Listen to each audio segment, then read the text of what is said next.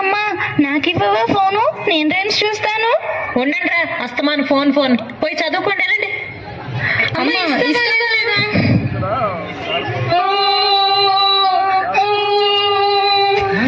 ఏడు మరి తప్పు కదా, అమ్మనలా ఎదిరించచ్చా? అమ్మ చెప్పేది కూడా మీ మంచి కోసమే కదా. అమ్మ నాన్న దైవంతో సమానం. మరి వెళ్ళండి, వెళ్ళి అమ్మకి సారీ చెప్పండి. సారీ అమ్మా. అయినా ఫోన్లు ఎందుకురా, చక్కగా మన పొలందరికి గోదావరి దగ్గరికి వెళ్ళి ఆడుకున్నాం కదండి.